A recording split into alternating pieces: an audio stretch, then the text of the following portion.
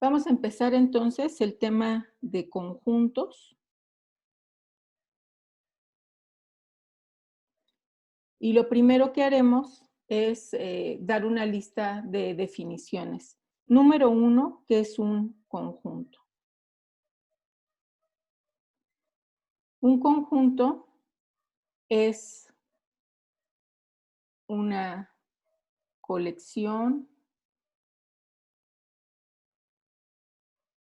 También podemos decir una colección, un grupo, una clase, eh,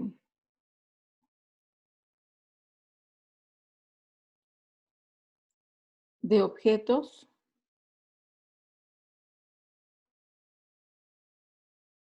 bien definidos.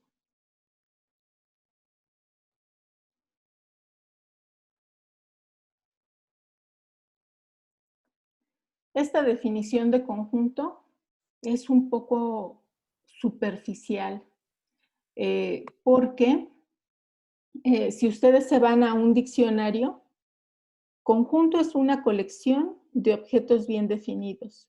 Y colección, probablemente le encuentren en algún diccionario que dice es un conjunto de objetos bien definidos. Entonces, conjunto define a colección y colección define a conjunto. Siempre ha habido esta ambigüedad con el concepto de conjunto. Es, vamos obteniendo la noción de conjunto de manera intuitiva conforme vamos desarrollando el concepto.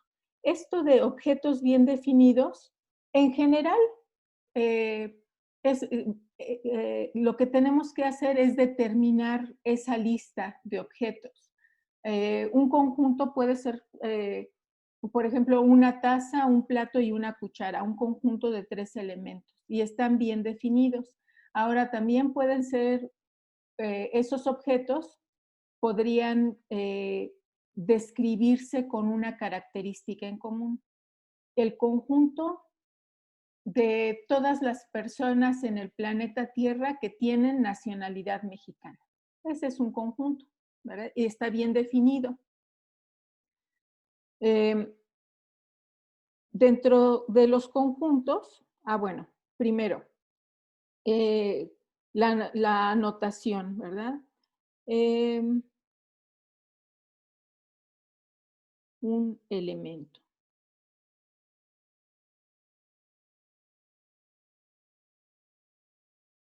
Un elemento es un objeto contenido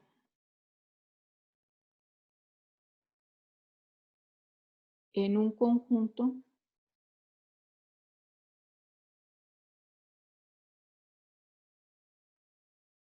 se conoce como elemento. Eh, Conjunto universo.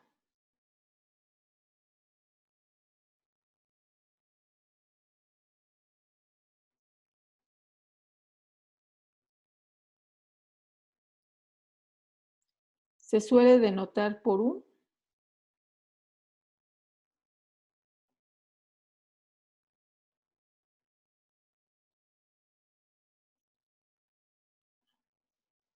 U mayúscula. Todos los conjuntos se denotan con letras mayúsculas del abecedario. Y es el conjunto base.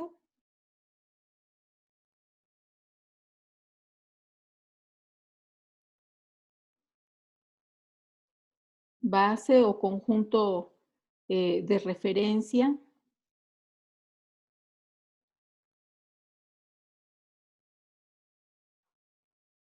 Para el problema, para un problema en particular, para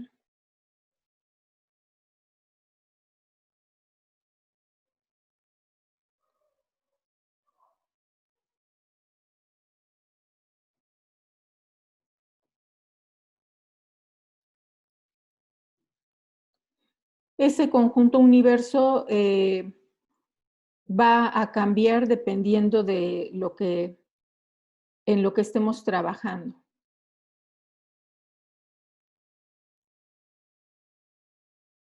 Por ejemplo, si queremos caracterizar a la población mexicana, podríamos definir el conjunto U como el conjunto de los mexicanos, ¿verdad? X es el conjunto de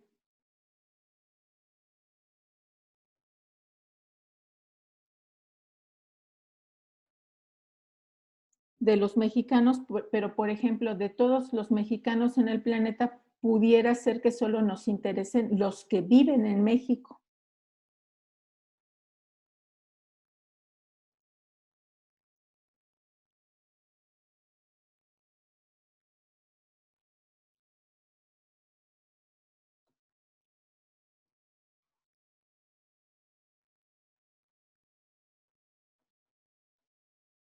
O para algún eh, problema en matemáticas, pudiera ser que ese conjunto universo sea el conjunto de los números naturales, o el de los enteros, o el de los reales. Entonces, dependiendo del problema con el que estemos trabajando, vamos a definir el conjunto universo. En cuanto a la notación, ya mencionaba que los conjuntos se denotan con letras mayúsculas del abecedario.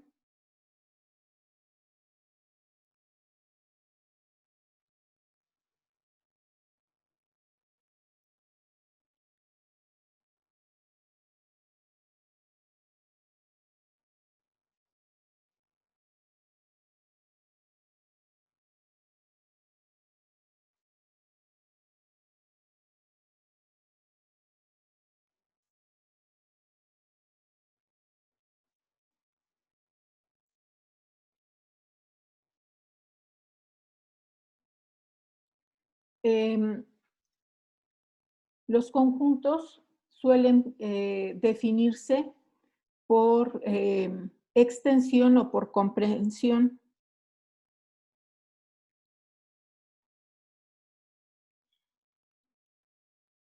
Si doy una lista de los elementos, vamos a suponer que el conjunto A tiene esas 5 letras.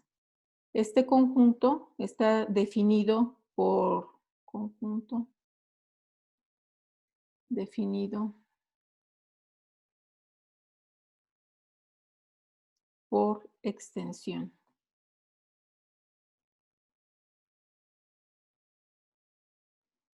Es decir, se da una lista de los elementos. Se da una lista de sus elementos.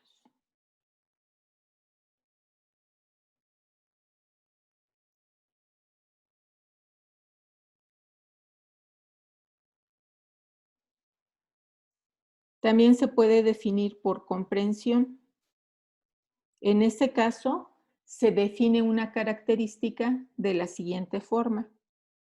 X, tal que X, pertenece a los números enteros. ¿Sí?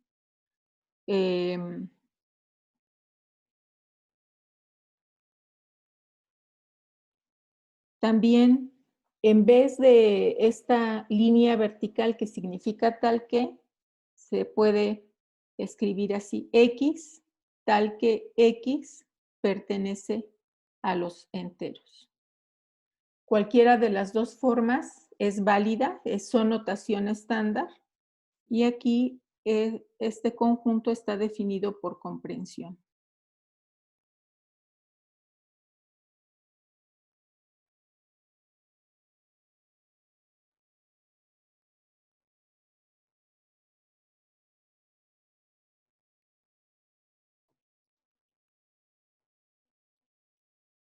Es decir, se enuncia una característica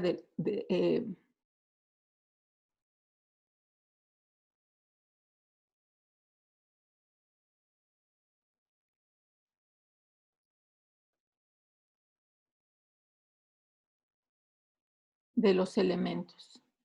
En este caso, que sean enteros.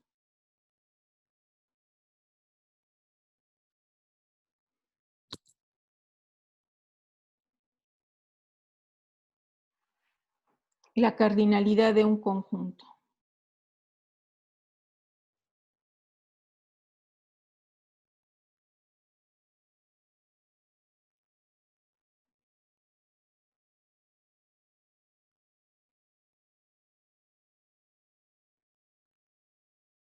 La cardinalidad es el número de elementos del conjunto.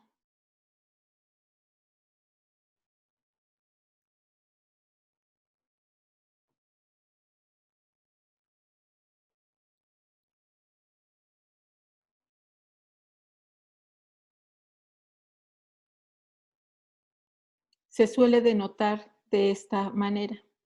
Por ejemplo, para el conjunto A del ejemplo anterior, la cardinalidad de A, que también se denota así. Ustedes pueden elegir cualquiera de estas dos formas, pero una vez que elijan una, traten de ser consistentes y utilizar siempre la misma notación. Si ustedes deciden utilizar 2 barras para denotar la cardinalidad, siempre 2 barras. Si deciden esta otra forma, siempre esa forma. Lo mismo aquí. Para que, aunque es notación estándar, pero para que sea consistente en sus notas.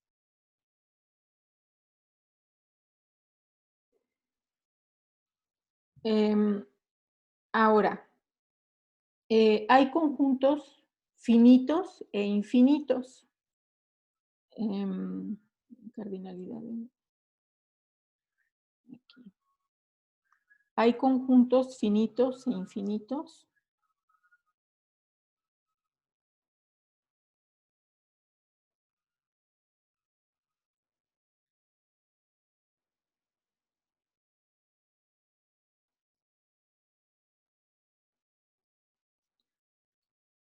De conjuntos infinitos, ya en alguna clase pasada habíamos dado ejemplos. Los números naturales, los números enteros, los números racionales, los irracionales, los números primos, los números reales. Y aunque no empecé a hablar mucho de los números complejos, también podríamos hablar de los números complejos como conjuntos infinitos. Y los conjuntos finitos son aquellos a los que podemos asignar un número bien definido a su cardinalidad. Estábamos calculando, por ejemplo, la cardinalidad para el conjunto A. Entonces, en los ejemplos,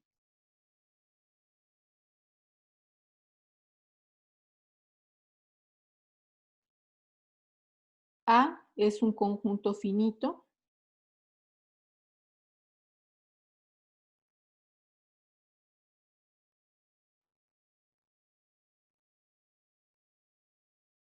De cardinalidad 5 y B es un conjunto infinito y no vamos a poder decir cuántos elementos tiene, puesto que es una infinidad. Entonces, solamente vamos a poder caracterizar esa infinidad. No todos los infinitos son iguales. Entonces, la cardinalidad del conjunto de los enteros, de hecho lo voy a escribir así, porque B a fin de cuentas es el conjunto de los enteros. De hecho, aquí déjenme cambiarlo. El conjunto de los enteros es un conjunto infinito y la cardinalidad le vamos a llamar Aleph 0. Enseguida vamos a ver un video y ese video me va a servir de pretexto para explicar algunas otras cuestiones de los conjuntos infinitos. Pero eso puede esperar unos minutos más. Em, para conjuntos finitos.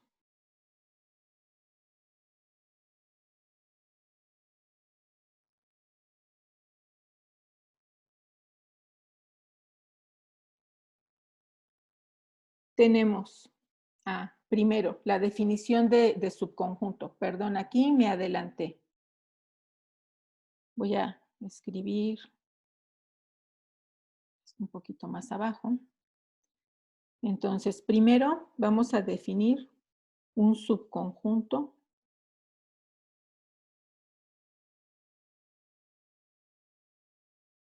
de otro.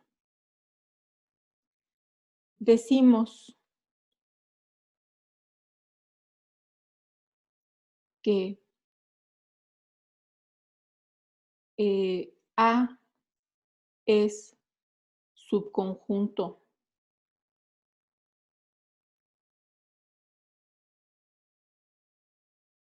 de B. Bueno, para A y B conjuntos, ¿verdad? Si para toda X que pertenece a A, X pertenece a B. ¿Sí?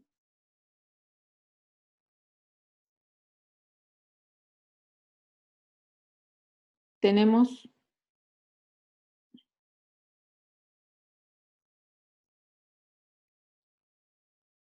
el conjunto A y cualquier elemento que esté en A también está en B.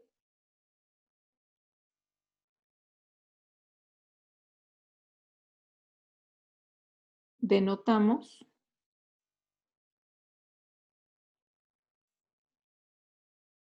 lo anterior como A subconjunto de B. Es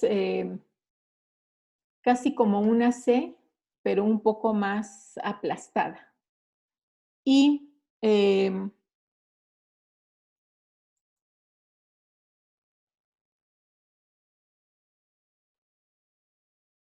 ya antes hemos utilizado la notación en matemáticas, por ejemplo, el símbolo menor que, menor o igual que, mayor que, mayor o igual que. Entonces, para conjuntos, cuando utilicemos A está contenido o puede ser igual a B. Significa, ¿verdad? A es subconjunto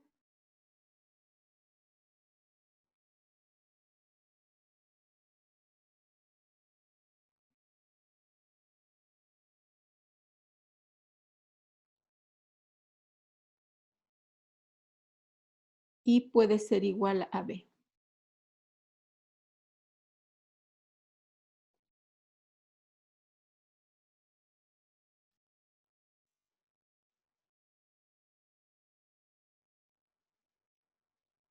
Podemos ser más precisos con esta definición. Si A está contenido en B sin la posibilidad de que sea igual, se dice que A es subconjunto propio de B.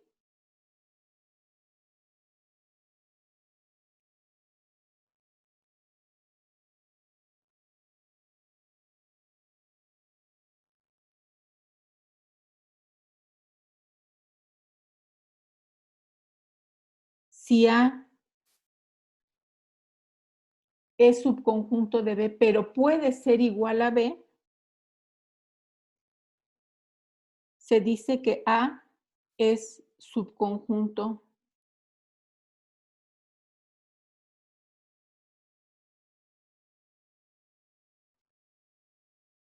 impropio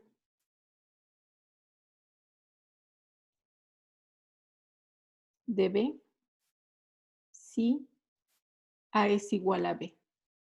Hay otro conjunto que también es impropio, que es el conjunto vacío.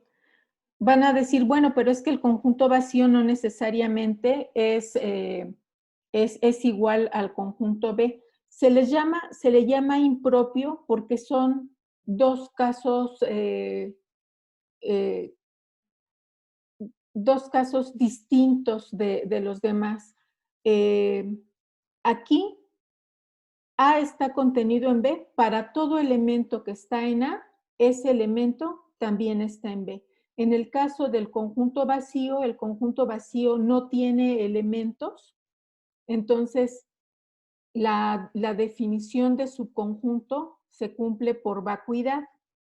Y en el caso del total, pues sí, se cumple con la definición, todo elemento de A es también elemento de B, pero al mismo tiempo todo elemento de B es elemento de A. Entonces, para cualquier conjunto,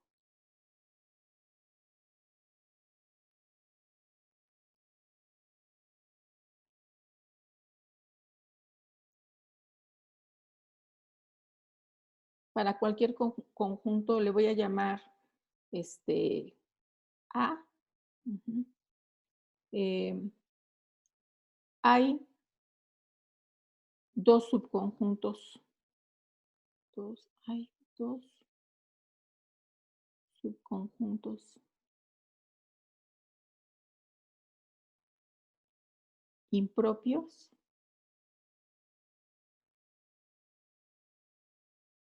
que son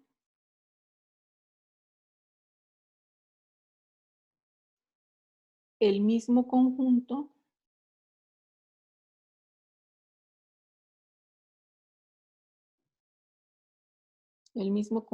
A y el conjunto vacío.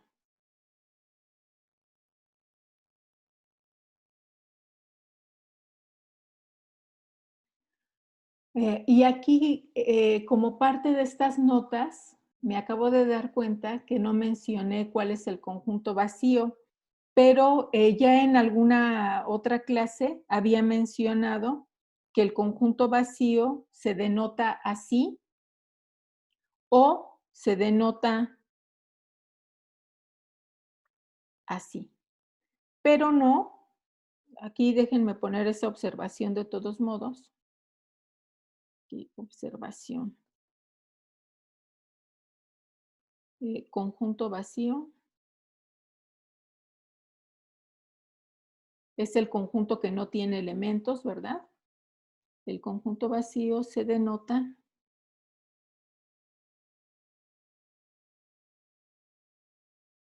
así o así, pero no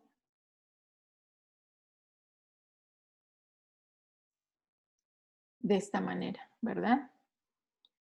Noten ustedes que la cardinalidad del conjunto vacío, como es el conjunto que no tiene elementos, es 0. Y la cardinalidad del conjunto que contiene al conjunto vacío es 1. Entonces hay que tener cuidado con esta parte porque siempre hay alguien que se equivoca a pesar de que se les haga esta observación. Para conjuntos finitos, si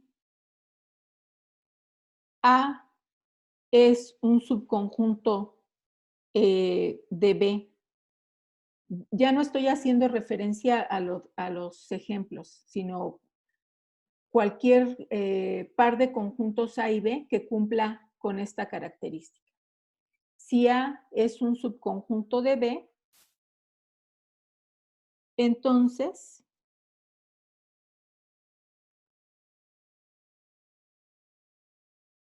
la cardinalidad de A va a ser estrictamente menor que la cardinalidad de B. También, si A es un subconjunto que podría ser el mismo conjunto B, entonces la cardinalidad de A va a ser menor o igual que la cardinalidad de B.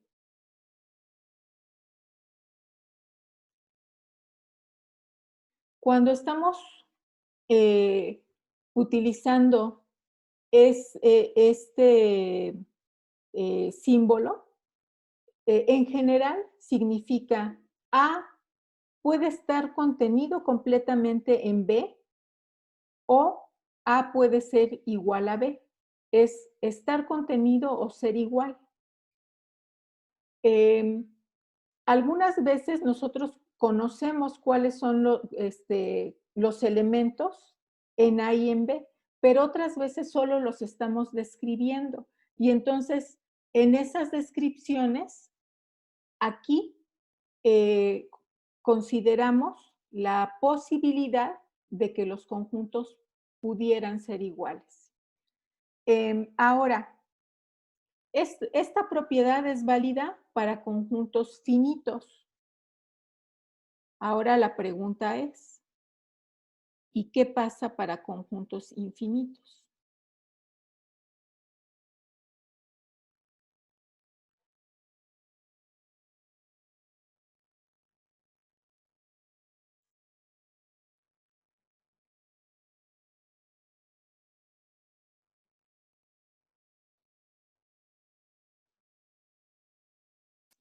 Por ejemplo, tenemos que los números naturales es un conjunto infinito.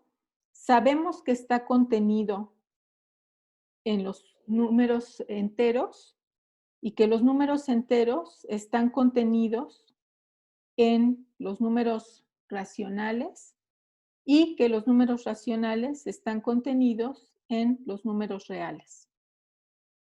Entonces, ¿será cierto que la cardinalidad de los números enteros es menor que la cardinalidad de los números, perdón, de los números naturales es menor que la cardinalidad de los enteros, menor que la cardinalidad de los racionales, menor que la cardinalidad de los números reales?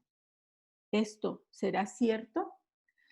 Pues vamos a revisar el video que les había sugerido desde hace una semana y intentaremos contestar esa pregunta argumentando por qué sí o por qué no.